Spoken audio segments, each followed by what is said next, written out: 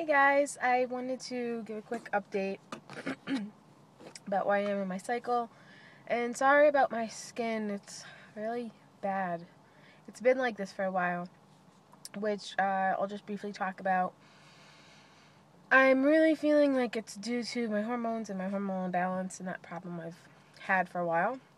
So, I did find a naturopathic doctor that takes my insurance. And it's, excuse me, it's only like 15 minutes away from my house, so that's really awesome. So I think if AF does come, I'm going to call and schedule an appointment, and I want her to test me for food allergies and my hormones to get a starting point. Because the last homeopathic doctor I went to, he took my hormones, but I wasn't sure if it was a fluke or whatnot, and he wanted me to go back there, but it was really expensive, and my insurance didn't cover it, so I never went back. So that's why it's really nice that this doctor accepts my insurance. So I'm hoping everything will go well with that, and we'll be able to get a starting point and figure out how to balance my hormones naturally without adding more hormones. I've done a lot of research, like I said, in the past month about really tackling this problem and what herbs and things to take. I just want to confirm it with the doctor to see if she agrees. And if she gets a starting point with my hormones, it will help me to figure out also what supplements and herbs I need to be taking. So that was an exciting thing about last week. So, and I actually found a couple other doctors too in my own town that accepts my insurance, some natural doctors. But this doctor that I found, that's about 15 minutes away, I liked a little better just because her website says she treats endometriosis and fibroids naturally. So, and that's the conditions that I have. And I also have a history of cysts, ovarian cysts and stuff like that. But I don't have PCOS that I know of. When I got tested from my doctor, the other naturopathic doctor, he said that my testosterone looked fine. That was actually the only hormone that did look fine, and a lot of times, I guess with PCOS, testosterone is high, but he said mine looked in the normal range. Anyway, moving on from that,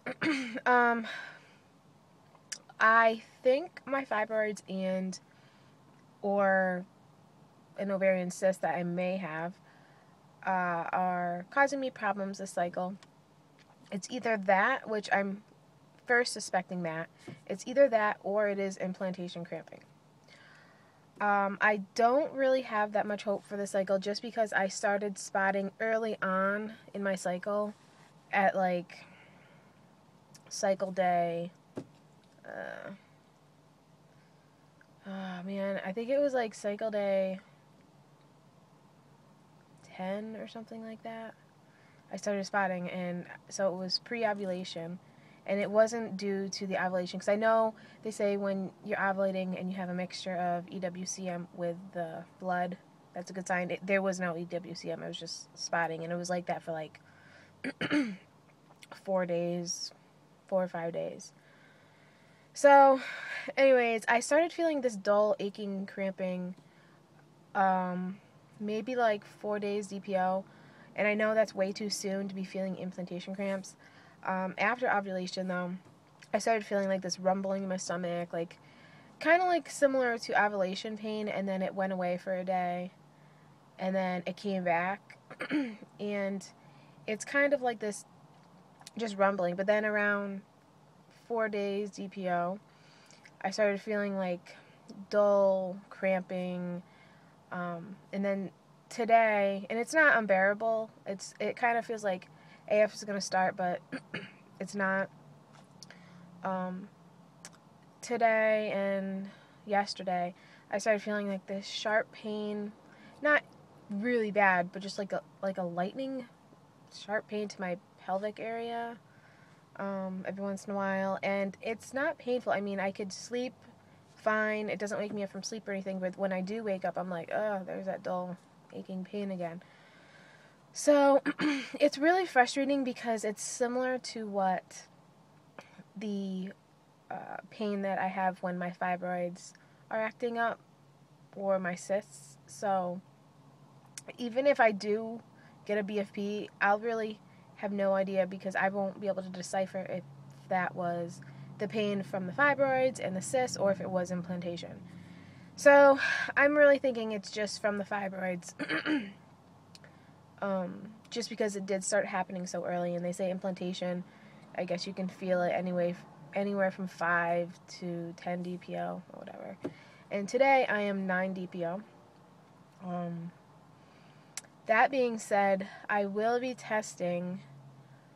I don't even know why I do this to myself, but I will be testing Thursday. I think that's August 23rd, because August 23rd I'm going to my parents' house for my brother's birthday.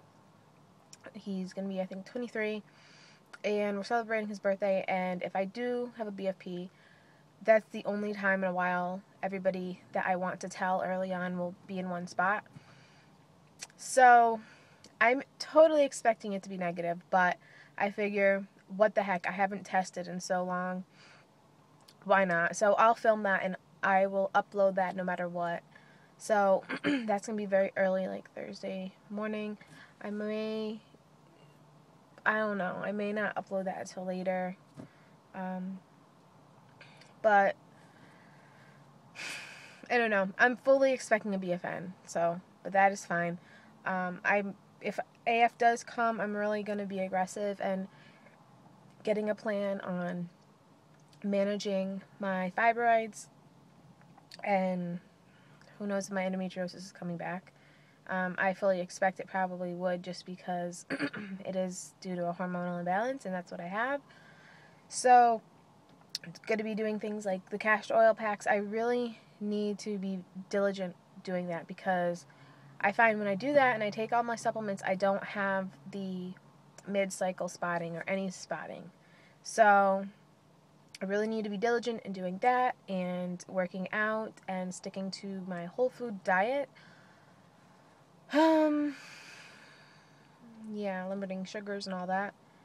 And trying to keep my stress down to a minimum, because at my job it's really stressful, and I just have to tell myself it's just a job, it's not my life. I just go there, put in my 8 hours, and leave. But it's really hard when you're invested in your job.